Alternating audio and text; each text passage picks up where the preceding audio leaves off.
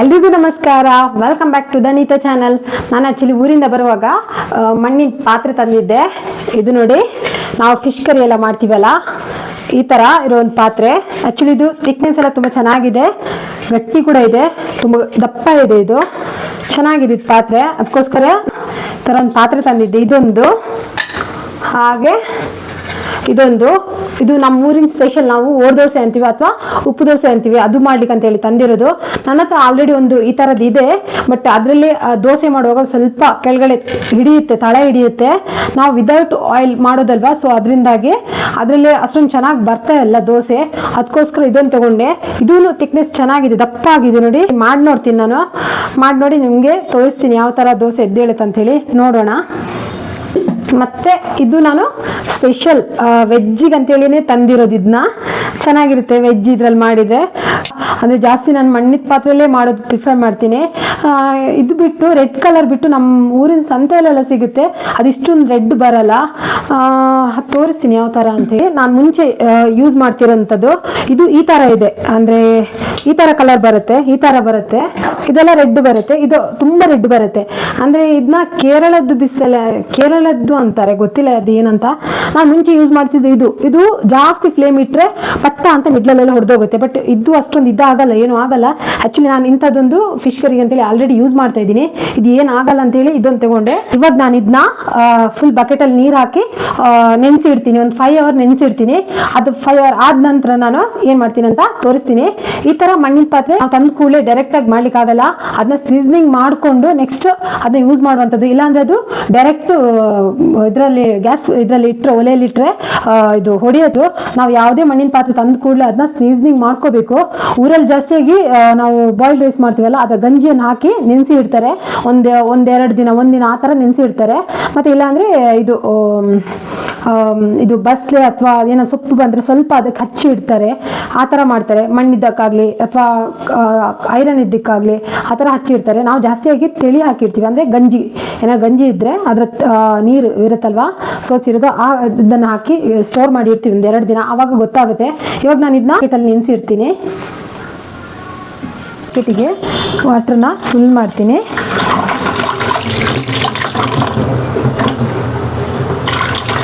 ನಾನು ಇದನ್ನ ತಂದು ತುಂಬ ಟೈಮ್ ಆಯಿತು. ಯಾವತ್ತಿಂದ ಇದನ್ನ ಮಾಡಬೇಕಂತ ಹೇಳಿ ಟೈಮೇ ಸಿಗ್ತಿರಲಿಲ್ಲ. ಫೈನಲಾಗಿ ಆಚೆ ಈಚೆ ಎಲ್ಲಾದರೂ ಇಟ್ಟರೆ ಹೊಡೆದೋಗುತ್ತೆ ಅಂತೇಳಿ ಇವತ್ತು ಮಾಡೋಣ ಅಂಥೇಳಿ ಬಂದೆ ಸೀಸನಿಂಗ್. ಸೊ ಇವಾಗ ಒಂದು ಬಕೆಟ್ಗೆ ನೀರು ಫುಲ್ ಮಾಡಿಕೊಂಡು ಇದನ್ನ ಮುಳುಗಿಸಿ ಇಡಬೇಕು. ನೋಡಿ, ಈ ಥರ ಒಂದು ಬಕೆಟ್ ತೊಗೊಂಡಿದ್ದೀನಿ. ದೊಡ್ಡ ಬಕೆಟೇ ತೊಗೊಳ್ಳಿ, ಅದು ಪಾತ್ರೆ ಮುಳುಗುವಷ್ಟು.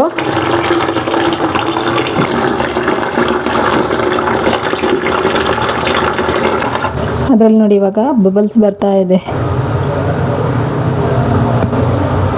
ನೋಡಿ ಯಾವ ಥರ ಬಬಲ್ಸ್ ಬರ್ತಾ ಇದೆ ನೋಡಿ.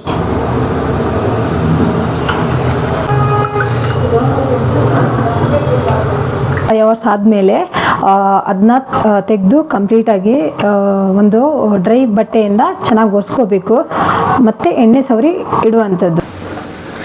ಇದಿವಾಗ ಸೋಪ್ ಮಾಡಿ 5 hours ಆಗಿದೆ. ನಾನು ಬಟ್ಟೆಯಲ್ಲಿ ನೀಟಾಗಿದ್ದನ್ನ ಎಲ್ಲ ಒರೆಸ್ಕೊಂಡಿದ್ದೀನಿ. ಇದಕ್ಕಿವಾಗ ನಾನು ಆಯಿಲ್ ಹಾಕಿ ಚೆನ್ನಾಗಿ ಈ ಥರ ಆಯಿಲ್ ಹಾಕ್ಬಿಟ್ಟು ಚೆನ್ನಾಗಿ ಇದನ್ನ ಎಲ್ಲ ಸವರಿ ಇಡಬೇಕು. ಇದಕ್ಕೆ ನಾವು ಮಣ್ಣಿನ ಪಾತ್ರೆ ಯಾವತ್ತು ಯೂಸ್ ಮಾಡುವಾಗ ತುಂಬಾ ಕೇರ್ಫುಲ್ ಆಗಿರಬೇಕು. ನಾನು ಯಾವತ್ತೂ ಮಣ್ಣಿನ ಪಾತ್ರೆಯಲ್ಲಿ ಕುಕ್ ಮಾಡುವಾಗ ಹೈ ಫ್ಲೇಮ್ ಅಂತೂ ಯಾವತ್ತೂ ಇಡೋದೇ ಇಲ್ಲ. ನಾನು ತುಂಬ ಕಡಿಮೆ. ಅದು ನಾವು ಯೂಸ್ ಮಾಡಿ ತುಂಬ ಹಳೆಯದಾದರೆ ಒಂದು ಸ್ವಲ್ಪ ಹೊತ್ತು ಹೈ ಫ್ಲೇಮಲ್ಲಿ ಇಡ್ಬೋದು. ಬಟ್ ಯಾವತ್ತೂ ಇದ್ರೂ ನೀವು ಮಣ್ಣಿನ ಪಾತ್ರೆ ಯೂಸ್ ಮಾಡುವಾಗ ಹೈ ಫ್ಲೇಮ್ ಅಂತೂ ಇಡಲಿಕ್ಕೆ ಹೋಗಬೇಡಿ. ಒಂದೇ ಮೀಡಿಯಮ್, ಇಲ್ಲಾಂದರೆ ಲೋ. ಒಂದ್ಸಲ ಬಿಸಿ ಆಗೋ ತನಕ ಮತ್ತು ಹಾಗೆ ಇರುತ್ತೆ, ಅದು ಏನಾಗಲ್ಲ. ಸೊ ಅದೇ ಬೆಳಿಗ್ಗೆ ಹಾಗೆ ಬಿಸಿಲಲ್ಲಿ ಇದನ್ನ ಇಡ್ತೀನಿ. ಕೆಲವೊಂದು ಇದರಲ್ಲಿ ಆ ಮಡ್ಡು ಸ್ಮೆಲ್ ಬರುತ್ತೆ. ನಾವೇನಾದರೂ ಕುಕ್ ಮಾಡಿದ್ರು ಇಮಿಡಿಯೇಟ್ ಅದು ಸ್ಮೆಲ್ ಎಲ್ಲ ಬರುತ್ತೆ. ಬಟ್ ಸಾಮಾನ್ಯವಾಗಿ ನಾವು ಫಸ್ಟ್ 1-2-3 ಸಲ ಕುಕ್ ಮಾಡುವಾಗ ಸ್ಮೆಲ್ ಇರುತ್ತೆ, ಅಷ್ಟೊಂದು ಇದ್ದಿರಲ್ಲ. ಎಷ್ಟು ಅವಾಯ್ಡ್ ಮಾಡಿದ್ರು ಆ ಸ್ಮೆಲ್ ಹೋಗಲ್ಲ. ಸೊ ನೋಡಿ, ಫೈನಲಾಗಿ ಈ ಥರ ಆಯಿಲ್ನ ಚೆನ್ನಾಗಿ ಹಚ್ಚಿ ಇಡಬೇಕು.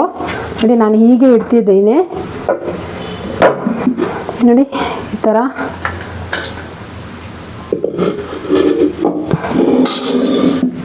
ನೋಡಿ. ಸೊ ಇವಾಗ ಕಂಪ್ಲೀಟ್ ಆಯಿಲ್ನ ಇದಕ್ಕೆ ಹಚ್ಚಿ ಇಟ್ಟಿದ್ದೀನಿ ನೋಡಿ. ಆಯಿಲ್ ಕಂಪ್ಲೀಟ್ ಡ್ರೈ ಆಗಿದೆ ಇವಾಗ. ಬಟ್ ನಾವು ಕೇರ್ಫುಲ್ಲಾಗಿ ಇದು ಮಾಡಬೇಕಿದ್ನ, ಸ್ವಲ್ಪ ಆಚೆ ಈಚಿದಾದ್ರೂ ಹೊಡೆದೋಗುತ್ತೆ ನೋಡಿ. ಎಲ್ಲ ಆಯಿಲ್ ಕಂಪ್ಲೀಟ್ ಡ್ರೈ ಆಗಿದೆ.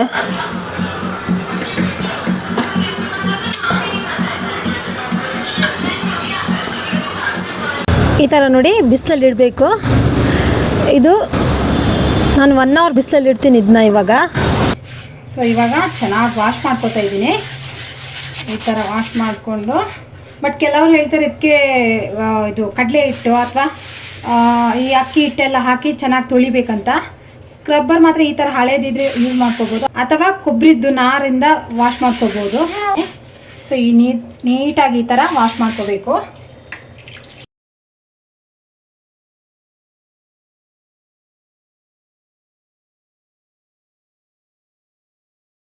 ಇವಾಗ ನೀಟಾಗಿ 3 ಪಾತ್ರೆ ಕೂಡ ವಾಶ್ ಮಾಡಿಕೊಂಡೆ.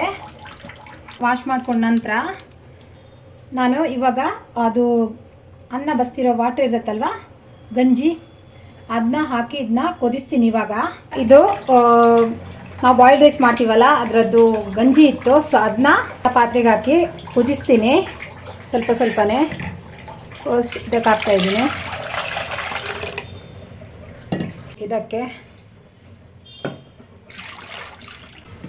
ಇದಕ್ಕೂ ಸ್ವಲ್ಪ ಹಾಕಿ, ನೀವು ಒಂದು ವೇಳೆ ಬಾಯ್ಲ್ಡ್ ರೈಸ್ ಏನೋ ಮಾಡೋದೇ ಇದ್ದರೆ ಅಥವಾ ಗಂಜಿ ಏನಾದರೂ ಇರಲಿಲ್ಲ ಅಂದರೆ ಅಕ್ಕಿ ಇಟ್ಟಿದ್ರೆ ಅದನ್ನ ವಾಟ್ರಲ್ಲಿ ಮಿಕ್ಸ್ ಮಾಡ್ಕೊಂಡು ಈ ಥರ ಹಾಕಿ ಕುದಿಸ್ಬೋದು. ಇವಾಗ ನಾನು ಇದನ್ನ ಗ್ಯಾಸ್ ಒಲೆಯಲ್ಲಿ ಇಡ್ತಾ ಇದ್ದೀನಿ. ಹೈ ಫ್ಲೇಮ್ ಇಡಬಾರ್ದು, ಲೋ ಫ್ಲೇಮಲ್ಲೇ ಇದನ್ನ ಕುದಿಸ್ಕೋಬೇಕು. ಸೊ ಇವಾಗ ಇದು ಚೆನ್ನಾಗಿ ಕುದ್ದಿದ ನಂತರ ನಾನು ಹಾಗೆ ಅಂದರೆ ಓವರ್ ನೈಟ್ ಹಾಗೆ ಇಟ್ಟು ನೆಕ್ಸ್ಟ್ ನಾಳೆ ಮಾರ್ನಿಂಗ್ ನಾನು ಇದನ್ನ ಎಲ್ಲ ಅದು ಚೆಲ್ಲಿ ಕ್ಲೀನ್ ಮಾಡ್ಕೊಂಡು ಮತ್ತೆ ಯೂಸ್ ಮಾಡ್ತೀನಿ. ನೋಡಿ ಈ ಥರ ಚೆನ್ನಾಗಿ ಕುದಿಬೇಕು.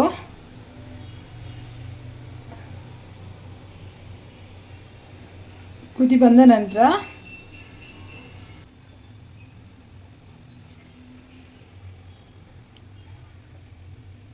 ಒಂದು ಸ್ವಲ್ಪ ಆಯಿಲ್ ಹಾಕಿ ಇದಕ್ಕೆ ಆನಿಯನ್ ಹಾಕಿ ಫ್ರೈ ಮಾಡ್ಕೊತೀನಿ. ಸ್ಟಾರ್ಟಿಂಗ್ ಯೂಸ್ ಮಾಡೋ ಮುಂಚೆ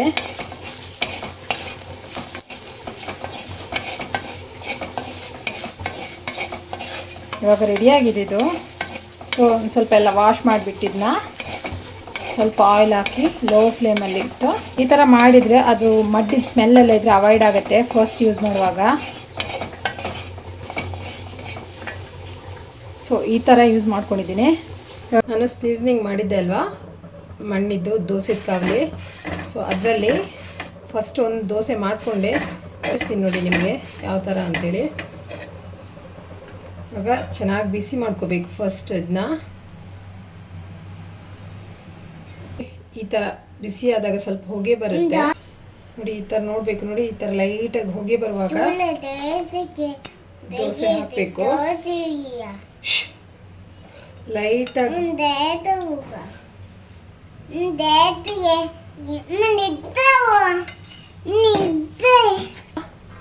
ಹಾಕಿದ ನಂತರ ಚೆನ್ನಾಗಾಗಿದೆ. ಮಾತಾಡು, ಯಾವ ಥರ ದೋಸೆ ಹಾಕ್ಬೇಕು ಹೇಳು.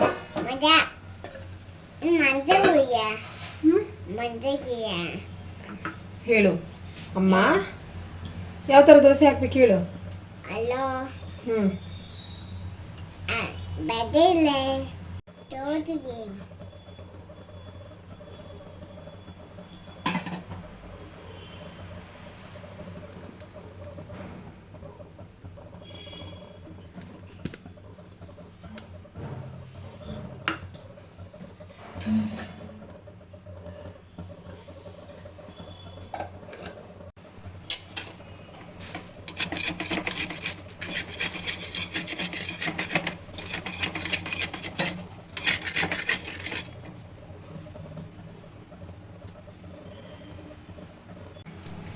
ಫೈನಲ್ ಆಗಿ ದೋಸೆ ಕಾವಲಿ ರೆಡಿಯಾಗಿದೆ. ದೋಸೆ ಕೂಡ ಚೆನ್ನಾಗಿ ಎದ್ದು ಬರುತ್ತೆ.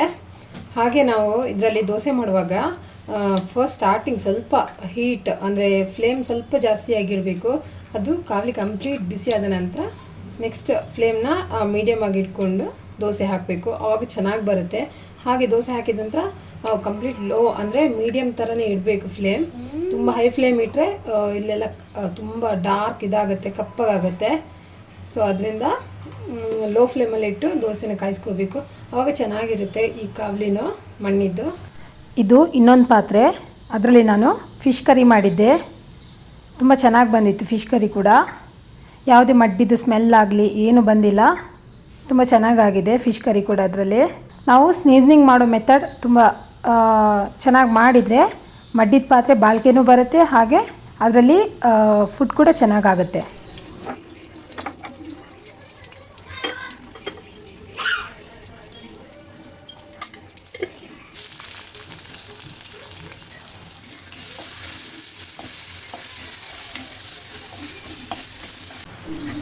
ನೋಡಿ, ಇದರಲ್ಲಿ ಇವತ್ತು ಕಡಾಯಿ ಇತ್ತಲ್ವ ಮಣ್ಣಿದ ಪಾತ್ರೆ, ಅದರಲ್ಲಿ ಸೊಪ್ಪಿನ ಪಲ್ಯ ಮಾಡ್ತಾಯಿದ್ದೀನಿ. ಚೆನ್ನಾಗಾಗುತ್ತೆ. ಬಟ್ ನೋಡಿ, ಹೈ ಫ್ಲೇಮ್ ಇಡಬಾರ್ದು, ಮೀಡಿಯಮ್ ಇಲ್ಲಾಂದರೆ ಇಷ್ಟು, ಇದು ಸ್ಲೋ ಇಲ್ಲಾಂದರೆ ಇಷ್ಟೇ. ನಾನು ಇಷ್ಟರಲ್ಲೇ ಮಾಡೋದು, ಜಾಸ್ತಿ ಇಡಬಾರ್ದು. ಮತ್ತು ಸ್ಪ್ಯಾಚುಲಾನು ಹಾಗೆ ಸ್ಟೀಲಿದೆಲ್ಲ ತೆಗೋಬಾರ್ದು, ಉಡ್ಡಿದೆ ತೆಗೋಬೇಕು.